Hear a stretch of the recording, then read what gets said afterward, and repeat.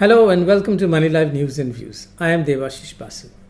As we move through the second week of the lockdown on coronavirus, I have a feeling that we are living in a pleasant hope. The hope is that we will dramatically slow down the growth of the virus and things will limp back to normal after the lockdown is lifted. Well, that is what the market is looking forward to, especially given the tsunami of fiscal and other stimulus efforts unleashed by many countries, including the US and India. And this is exactly why stocks took off last week from the lows they had hit on 23rd and 24th March. Now, what if this belief turns out to be false?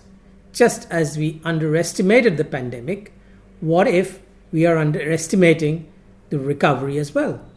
Human beings are fundamentally optimistic people. This helps us in our normal day-to-day lives. And this is exactly why after we fall down, we manage to pull ourselves up because we want to look forward to something positive. However, there are times when skepticism is a virtue and being positive and optimistic is plainly silly, like a pandemic. The idea then is to take a defensive and not offensive position based on hope. But this is not our default setting. Just because stock prices have fallen a lot, we assume that they will go back up once the reason for the crash has been mitigated or removed. I have been through every single market crash since 1992, the famous Harshad Mehta scam. While the reason for each crash was different, there was something in common to all of them. The first big decline does not capture the full impact of the problem. After the first big decline, investors are shocked and distressed but remain optimistic. The high stock prices they were used to just before the crash still play on their mind. They expect the stocks to go back up there when things go back to normal pretty soon. This phenomenon is called recency bias or anchoring. Now, like optimism, we humans have another default setting. We see only the first order effects or the immediate results of an action. The first order effects are simple and visible links between cause and effect. A 21-day lockdown will lead to a slowdown in the growth of the virus. That's the first order effect. But in complex situations like a pandemic or a financial upheaval, second or third order effects are much more important, which unfold later. But we are not trained to visualize them. This is precisely why investors remain optimistic after the first big decline in an ongoing market crash. This happened in 1992 when stocks rallied between August and September after the first decline in April to crash again.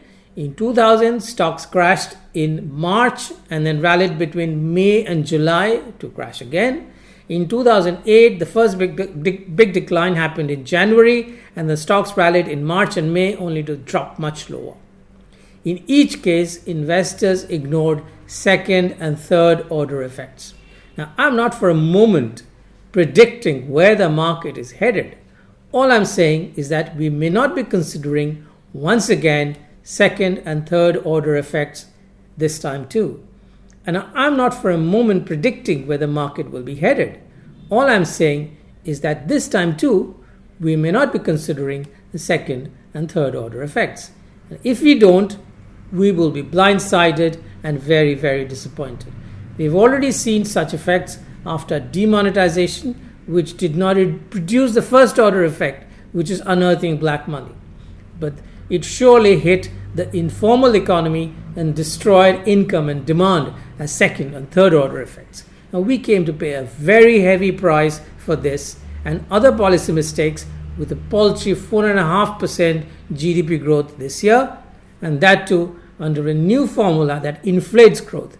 The actual GDP growth under the old formula is probably 2.5% or 3%. What could be these effects in case of the coronavirus pandemic? It will be not about the virus, but the economic impact of our war on the virus.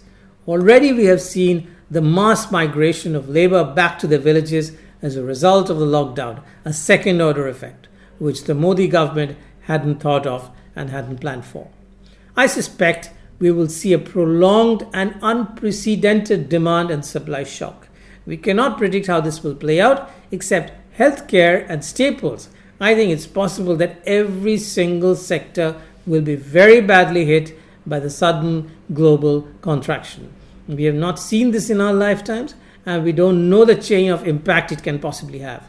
That is the single biggest reason to doubt a V-shaped kind of recovery, whether in economy or in markets. The worst part is that we are still looking up to the government to change things with a package of measures.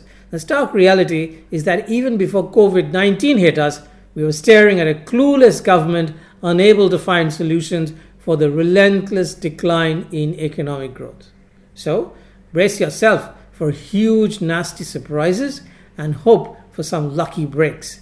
We will need them because it may be a very long, bumpy ride ahead. Thanks for watching.